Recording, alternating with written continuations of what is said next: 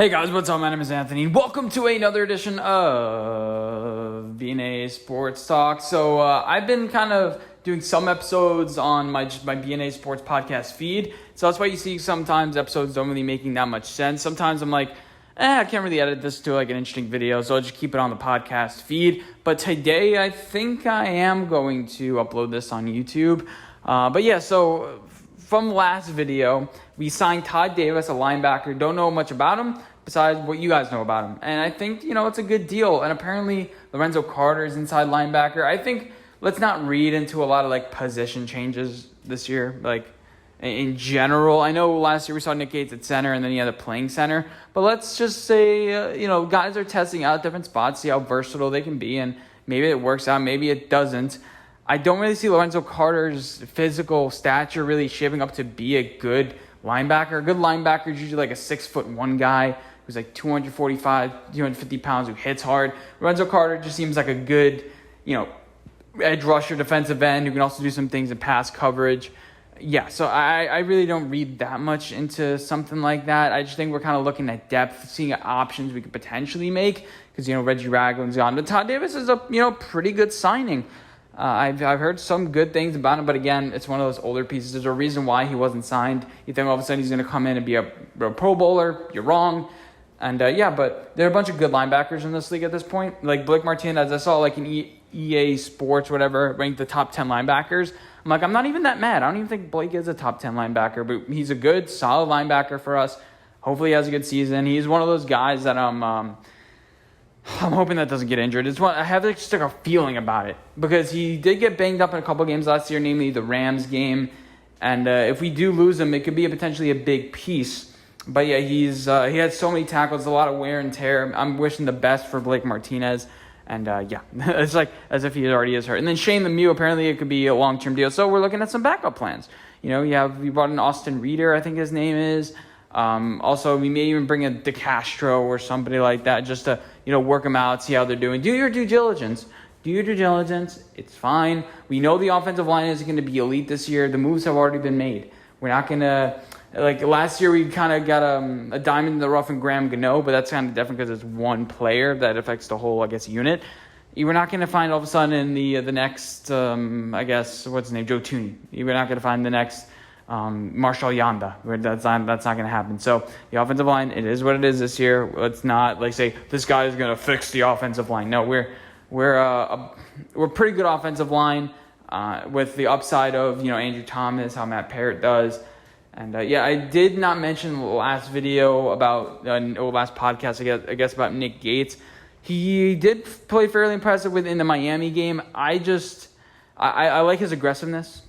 And I think keeping his head on a swivel as a center it masks for some of his mistakes that he makes at guard, but he has a pretty good upside at guard. It's just sometimes he just makes he misses. He misfires. He does that sort of thing. Sometimes he gets beat. I don't think he's a true guard, but he has that aggressiveness that I kind of like. Put on a couple pounds and be a guard. I wouldn't mind it. Again, we're all about versatility. And next I want to talk about the good old Daniel Jones, because that's the guy that we're all kind of mentioning. And I was thinking about it. I heard somebody say, we need Daniel Jones to be more like his rookie self. All of a sudden he regressed last year. No. He did some good things last year. You got to combine some good things he did his rookie year, good things he did sophomore year. Remember, his first year, it was a lot about aggressiveness down the field. Pat Shurmur allowed him to do some certain things, but it was a lot of one-read stuff. It was not really that much complex. It was like read the safety. If it goes one side, you're throwing it to one side.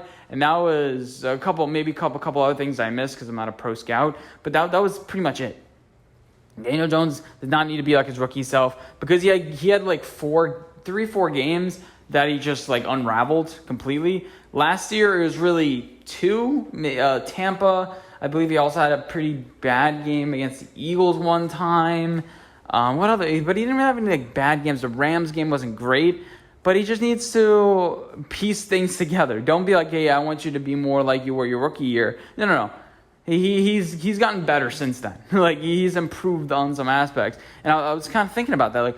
They're basically saying the stats wise. But in order to get to those stats, he's gonna have to be a little bit of a different player. He can't play that same way because the fumble issues and there are a bunch of other bad things that happened that year. And I think, Daniel Jones, should I do a stat projection?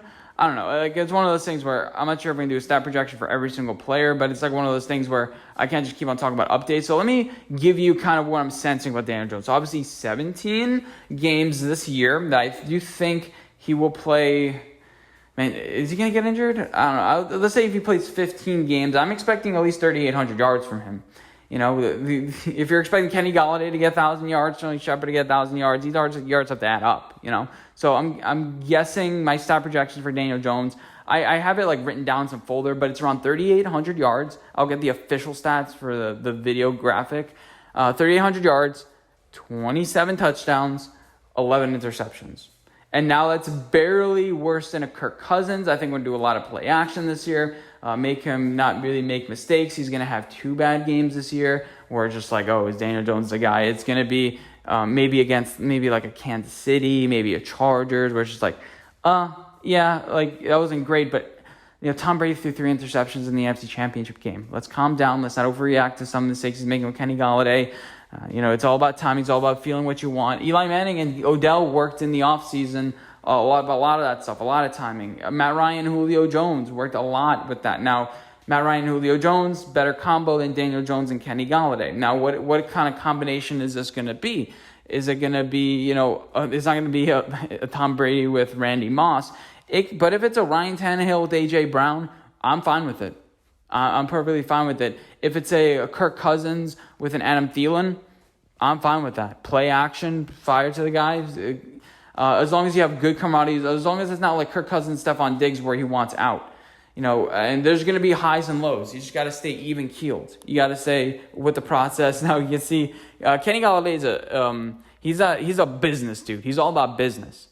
So they are really going to work things out a little bit. There's going to be no, when Daniel Jones connects with Kenny Golladay, they're not going to all of a sudden start dapping each other up and do a touchdown celebration dance. It's not Odell, with Saquon and they're running around the field and, especially that one-trick play against, I think, the Panthers a couple years ago. It's not going to be like that. It's going to be, Kenny Golladay performing and, it's all about how they work well together. Now, Daniel Jones doesn't really do a good job with throwing people open per se just yet. He's had some flashes of doing that, but I was also listening to Online Big Blue. That's where I got that opinion from, if he is listening. I don't know, but so Daniel Jones and Kenny Golladay, they just need to have chemistry together.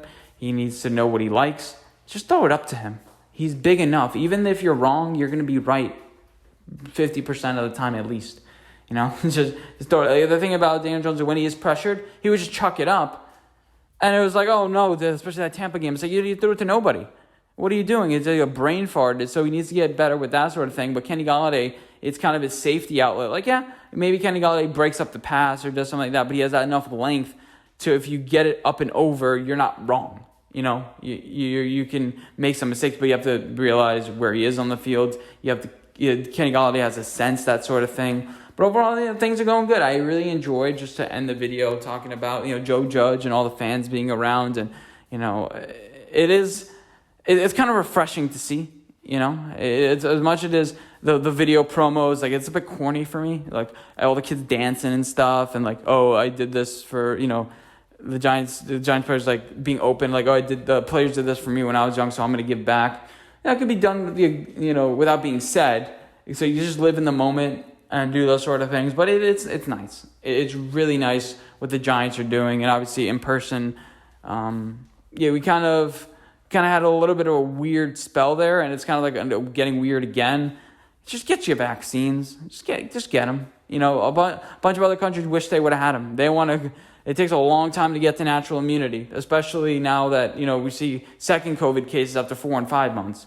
So, I think you guys know what I'm saying. But, I know somebody had COVID 3 times, and he is not in the best shape. Let's just say that, as far as, before COVID. Let's just end it there. But we guys are enjoying the content I'm producing on the channel. A little bit with the Olympics. I'm surprised I'm not getting copyright strikes. I'm just keep on pumping those things out. Anything that's interesting to me, I'm trying to get as much content as I can out of the NBC channel.